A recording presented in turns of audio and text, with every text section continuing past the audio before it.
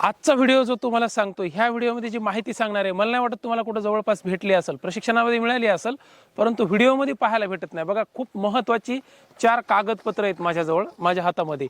आणि ह्या 4 कागदपत्राचं शेळी पालनासाठी आणि कुक्कुट पालनासाठी काय महत्त्व आहे ते ह्या 5 मिनिटाच्या व्हिडिओमध्ये तुम्हाला कळून जाईल. ही कागदपत्र मिळतात कुठं? सहजतेने उपलब्ध होतात. तुम्हाला कुठं जर भेटत नसतील तर मला संपर्क करा, मी तुम्हाला उपलब्ध करून देतो. मग या कागदपत्राचं महत्त्व काय आहे? बँकेचं कर्ज काढण्यासाठी आपल्याकडे बँका आहेत, बँका कर्ज देण्यासाठी बसलेल्या आहेत, परंतु हे असल्याशिवाय तुम्हाला बँक विचारित सुद्धा नाही. बँकेचं कर्ज काढण्यासाठी आणि सरकारच्या वेगवेगळ्या योजना आहेत, त्या योजनांचा लाभ कसा घ्यायचा किंवा त्या योजनेचा लाभ घेण्यासाठी किमान ह्या 4 गोष्टी गरजेच्या आहेत. व्हिडिओ चालू करण्यापूर्वी सांगतो, माझं नाव सतीश राणे, आपण पाहताय आधुनिक शेती युट्यूब चॅनल आणि हा आहे आपला आधुनिक शेती शेळीपालन कुक्कुटपालन फार्म. या ठिकाणी पूर्ण शेळीपालनाच्या आपल्या चॅनलच्या माध्यमातून कुक्कुटपालनाची माहिती दिली जाते. 500+ व्हिडिओ आहेत, ते बघू शकता तुम्ही. आता मुद्दा येतो, सर ही कागदपत्र आहेत काय आणि बँकेमध्ये कशासाठी ही कागदपत्र लागतात? बघा, कुठल्याही बँकेचं कर्ज तुम्हाला तुमच्या व्यवसायासाठी जर काढायचं असेल तर 2 गोष्टी लागत असतात. एक लागत असतं तारण आणि दुसरं लागत असतं कारण. तारण आणि कारण, मग बँक तुम्हाला ह्या 2 गोष्टी, कारण बँकेला पैसा तुम्हाला द्यायचा आहेच आणि तुमच्याकडं काय आहे किंवा तुम्ही कशा स्वरूपावर करणार तो विश्वास तुम्हाला बँकेला द्यावा लागत असतो. त्याशिवाय बँक तुम्हाला कर्ज देणार नाही. मग ह्या 2 गोष्टी कशा उपलब्ध करून द्यायच्या त्या पण पद्धतशीर सांगतो. आणि सरकारी योजना जी असते, कुठलीही शासकीय योजना, शासन तुमच्यासाठी ती योजना उपलब्ध करतं. राज्य सरकार असो, केंद्र सरकार असो, तुमच्या पंचायत समिती आणि जिल्हा परिषदच्या माध्यमातून किंवा सध्या आता ऑनलाईन पण अर्ज भरू शकता. मग या ठिकाणी योजना आल्याच्या नंतर तुम्हाला त्या जिल्ह्यामध्ये ती प्रसारित केल्या जाते. मग त्या ठिकाणी तुम्हाला सरकारी योजना घेण्यासाठी काय लागतं? तुमच्या व्यवसायाचं प्रशिक्षण घेतलंय का तुम्ही, एवढंच विचारते शासन तुम्हाला. म्हणजे तुम्ही जो व्यवसाय करणार आहात त्या व्यवसायाची तुम्हाला माहिती आहे का? माहिती आहे हे कसं सांगणार तुम्ही? हो, मला माझ्या व्यवसायाची सगळी माहिती आहे. तोंडी कोण विश्वास ठेवणार आहे? मग लिखित पुरावा जो असतो, हा लिखित पुरावा तुम्हाला तुमचा शासन दरबारी जमा करावा लागत असतो, अर्जाच्या सोबत लावणाऱ्या कागदपत्रासोबत. उदाहरणार्थ, हे आहे प्रशिक्षण प्रमाणपत्र. जो व्यवसाय तुम्ही केलाय, हा व्यवसाय जो तुम्ही करणार आहात त्या व्यवसायाचं प्रशिक्षण प्रमाणपत्र. हा, मी ह्या व्यवसायाचं प्रशिक्षण पूर्ण केलंय आणि त्या संस्थेनं मला हे किंवा गव्हर्नमेंटनं मला हे प्रमाणपत्र दिलंय, म्हणून हे व्यवसायाचं प्रशिक्षण प्रमाणपत्र तुमच्याकडे असणं गरजेचं आहे.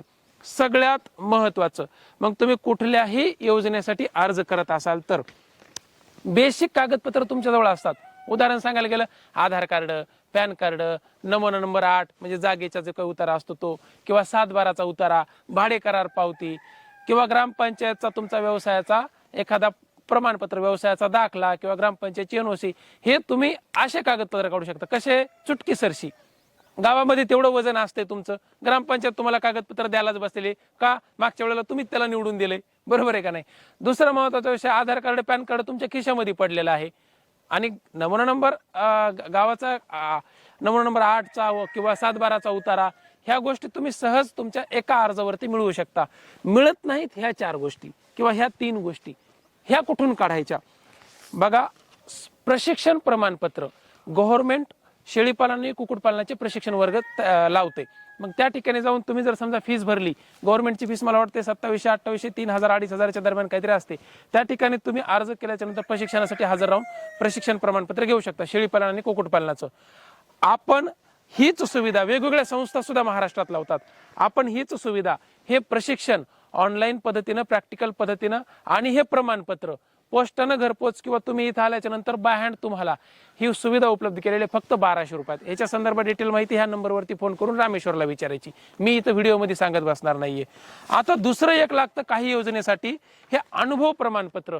तुम्ही तुमचा व्यवसाय जो काही उभारणार आहात, शेळीपालन असो, कुक्कुटपालन असो, ह्याचा अनुभव आहे का बाबा तुम्हाला?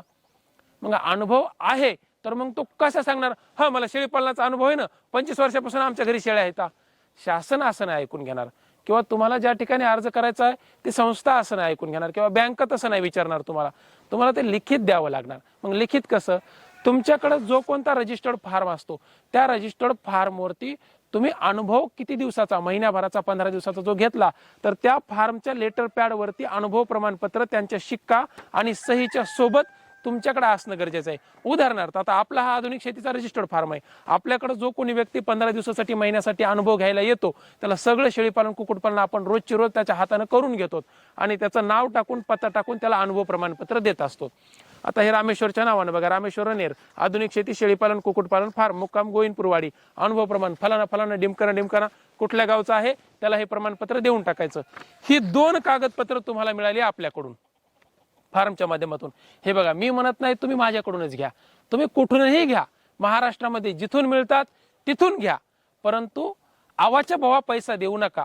1200 रुपयात मी उपलब्ध करून द्यालो, त्याच्यापेक्षा कमी पैशात जर कुठं भेटत असेल तर त्या ठिकाणी घेऊ शकतात, किंवा मग संपर्क तर रामेश्वरचा दिलाय. आता मुद्दा येतो सगळ्यात महत्वाचं सर्टिफिकेट, तुमच्या फार्मचं रजिस्ट्रेशन. मी एवढं मोठं विषय उभं राहिलो, मी काय शेळीपालन कुक्कुटपालनाचा हे करायलो तर मला काहीतरी नाव द्यावं लागतं. बँकेमध्ये जी फाईल मी दाखल करणार आहे किंवा माझं सरकारी योजनेसाठी अर्ज करायचा तर माझ्या फार्मचं नाव असलं का नाही पाहिजे. समर्थ गोट फार्म, चैतन्य गोट फार्म, त्याच्यानंतर माझा मानसिक पोल्ट्री फार्म किंवा तृप्ती कुक्कुटपालन फार्म, हे सगळे नावं तुम्ही डिसाईड केले पाहिजे. जसं निखिल अभंग सरांचा निधी गोट फार्म, आपला आधुनिक शेती शेळीपालन कुक्कुटपालन फार्म, तुम्ही नाव ठरवायचं आणि त्या नावानुसार उद्योग आधार प्रमाणपत्राची नोंदणी करायची. उद्योग आधार वेबसाईट सेंट्रल गव्हर्नमेंट लघु उद्योगासाठी, सेंट्रल गव्हर्नमेंट म्हणजे केंद्र सरकारची एक वेबसाईट आहे.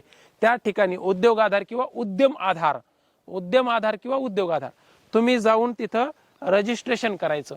मग हे कसं करायचं, स्वतःचा मोबाईल खिशातला बाहेर काढा आणि त्या मोबाईलवरती उद्योग आधार नोंदणी करा. उद्योग आधारचं उद्यम जगाची जी काही वेबसाईट आहे त्याच्यावरती सगळे जे काही त्यांनी फॉर्म दिलेला असतो तिथं सगळ्या गोष्टी भरत जा. भरत गेल्याच्या नंतर तुमचं आधार कार्ड आणि पॅन कार्ड अपलोड करावं लागतं. मोबाईलवरून करता येत असेल चांगली गोष्ट आहे, सगळी प्रोसेस मोबाईलवरती होते.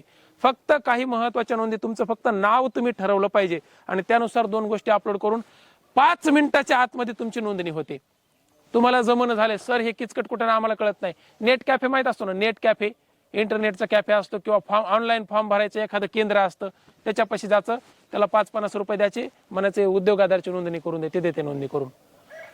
आधार कार्ड आणि पॅन कार्ड अपलोड करून नोंदणी करायची. नोंदणी केल्यास त्याचा एक नंबर येतो, नंबर UDYAMMH 25 फलाना फलाना डिमकाना हा नंबर असतो. हा नंबर म्हणजे तुमचा केंद्र सरकारकडे तुमच्या व्यवसायाची नोंदणी केल्याचा क्रमांक आहे आणि हाच तुम्हाला लागणार. लगेच ह्या प्रमाणपत्राची प्रिंट येते, असं प्रमाणपत्र तुम्हाला प्रिंट येते उद्योग आधारचं. मस्त प्रमाणपत्राची कलर प्रिंट करायची, ओरिजिनल काढायचं, लॅमिनेशन करायचं आणि आपल्या फार्मवर चिटकून ठेवायचं आणि याची एक झेरॉक्स काढून आपल्या फाईलला लावायची. हे झालं उद्योग आधार. तुमच्या रजिस्टर व्यवसायाची नोंदणी तुम्ही केली केंद्र सरकारकडे. उद्योग आधारचं प्रमाणपत्र, प्रशिक्षणाचं प्रमाणपत्र, अनुभव प्रमाणपत्र, स्वतःचा आधार कार्ड, पॅन कार्ड, त्याचबरोबर तुम्ही जेवढे काही तुमचे कागदपत्र आहेत, 7-12 उतारा, व्यवसायाची नोंदणी, ग्रामपंचायतचे कागदपत्र एका फाईलला लावून ठेवायचे आणि हे सगळा पसारा घेऊन तुम्ही जायचं तुमच्या बँकेमध्ये, जी तुमच्या गावाची म्हणजे दत्तक बँक असते किंवा तुमच्याकडच्या कोणत्या तुमची जी काही बँक असते किंवा तुमच्या गावाची जी दत्तक बँक असते त्या बँकेमध्ये जायचं. गेल्याच्या नंतर त्यांना म्हणायचं आम्हाला आमचा व्यवसाय गावाकडे आहे, पोल्ट्री फार्म, कुक्कुटपालन फार्म आहे, आमचा शेळीपालन फार्म आहे, त्याचं करंट अकाउंट काढायचं. चालू खाता बँकेमध्ये तुमच्या प्रत्येकाचे बँक अकाउंट आहेत, पण तुमचं कोणतं खातं आहे माहिती आहे का, सेव्हिंग अकाउंट आहे, त्याला आपण बचत खातं म्हणतो. व्यक्तीचं जे असतं ते बचत खातं, व्यवसायाचं जे असतं ते करंट अकाउंट, चालू खातं. मग करंट अकाउंट काढायचं. करंट अकाउंट कसे ते काय म्हणतंय, तुमच्याकडचं उद्योग आधारचं प्रमाणपत्र द्या, तुमचं आधार कार्ड पॅन कार्ड द्या, बस. हे 2-3च कागदपत्र. हा नंबर तुमच्या करंट अकाउंट साठी लागतो फक्त. मग तुम्ही करंट अकाउंट काढण्यासाठी त्या ठिकाणी काय करायचं, त्यांच्याकडे कागदपत्र द्यायचे, झेरॉक्स द्यायच्या सगळ्या, ओरिजिनल द्यायची गरज नाही, ओरिजिनल दाखवा वाटल्यास त्यांना लागत असेल तर झेरॉक्स द्या. बँकेचं करंट अकाउंट काढून पासबुक आणायचं, त्याची एक झेरॉक्स मारायची आणि ह्या कागदपत्राला लावायची. आता तुम्हाला सांगतो तुमची बोंबाबोंब काय होती इतके दिवस, सर आम्हाला सरकारी योजनाच भेटत नाही, आमची बँक कर्ज देत नाही वगैरे वगैरे वगैरे. हे कागदपत्र घेऊन बँकेकडे कर्ज मागण्यासाठी तोंड घेऊन कव्हा जायचं नाही बघा. नुसतं हे कागदपत्र आणले सगळे ना, आम्हाला कर्ज द्या, बँक म्हणून भाऊ भेटत नाही, असं नाही होत. बँकेला कर्ज देण्यासाठी तुम्ही प्रोत्साहित करा, त्यांना विश्वास द्या. विश्वास कसा द्यायचा, कागदपत्र जमा केली, त्यांच्याकडे अकाउंट कार्ड, त्या अकाउंटवर तुमच्या जे काही व्यवसाय आहे ह्या व्यवसायाचा संपूर्ण व्यवहार करा. उदाहरणार्थ आता बँकेमध्ये करंट अकाउंट खोललंय, मस्त मोबाईल नंबर द्यायचा, स्कॅनर वगैरे ठेवायचं. 8 दिवसाला 10 दिवसाला 4 कोंबड्या इकल्या, 1200 रुपये आले, दोन कोंबड्या इकल्या, टाकले अकाउंटवर पैसे. बोकड इकला, 10,000 रुपये आले, टाकले अकाउंटवर पैसे. हा व्यवहार चालू ठेवा बँकेमध्ये. बघा व्यवसाय चालू करा, बिंदास, तुम्हाला योजना कोणती भेटणं काय नाही, तुम्ही हातात झालास निराश झालास, पण बँक 100% लोन देते तुम्हाला. मग बँकेकडून लोन मिळवण्यासाठी काय करायचंय, हा व्यवहार करायचा, हा व्यवहार चालूच ठेवायचा. आणि ह्या बचत खात्याच्या त्या काय पासबुकवर आहे त्याच्या नोंदी घ्यायच्या. हे बघा, काही जण म्हणतात सर आमच्याकडे एवढं सुरुवातीलाच कुठे येणार आहे 8,000 आणि 10,000. भाऊ, मित्राकडून घ्या, तात्पुरते टाका, दुसऱ्या दिवशी काढा. किराणा भरायचा 5,000 आधी तिकडे टाका, मग किराणा भरा. तुम्हाला जेवढे करता येतील तेवढे. दाजी 10,000 रुपये पाहिजे, कशाला, थोडं काम आहे, उद्या वापस करतो. घ्यायचे, टाकायचे, काढायचे. व्यवहार दाखवा, तुमच्या बँकेचा व्यवहार दाखवा. बँक तुम्हाला विचारित नाही, तुम्हाला कुत्रा विचारित नाही, तुमच्या व्यवहाराला बँक विचारते तुम्ही त्या खात्यावर काय करायला. अलग लक्षात. बघा मी काय म्हणतो, तुम्ही व्यवसाय चांगला करायला, तुमच्याकडे कोंबड्या आहेत, तुमच्याकडे शेळ्या आहेत, तुमच्याकडे सगळं आहे, आणि एवढं सगळं असताना जर समजा तुम्ही बँकेमध्ये व्यवहारच करीना झालात, मग तुमचं काय रेकॉर्ड आहे, कागदोपत्री क्लिअर राहायचं भाऊ. मग ही बँक तुमचा हा व्यवहार पाहते. तुम्ही मायचन बाबा माझ्याकडे शेळी पालन आहे सर, मायचन मी लय इमानदारीने करायला, शपथ की बा आपल्याकडे लय भारी आहे, काही तुम्हाला कोण नाही, तुमची शपथ किंवा तुम्ही जे काही इमानदारी दाखवलात त्याला काही मतलब नाही.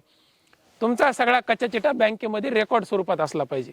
मग हा कच्चा चिठा ज्यावेळेस तुमची बँक पाहते, 6 महिन्याच्या आतमध्ये तुमच्या खात्यावरचा व्यवहार पाहून बँकेनं तुम्हाला फोन केला पाहिजे, भाऊ तुमचा व्यवसाय नेमका आहे काय आणि कसा आहे, आमच्याकडे या एकदा, आणि येऊन तुम्ही आमचं हे काय थोडं 5-50 हजाराचं लाखाचं कर्ज घ्या, तुमच्या व्यवसायाला वाढवा. 99.99% बँकेचा फोन येते कर्जासाठी. बरं, नॉर्मल व्याजदराने ते कर्ज देतील. एकदा 5-50 हजार लाख घ्या, घेतलेलं कर्ज वेळेच्या आत परतफेड करा.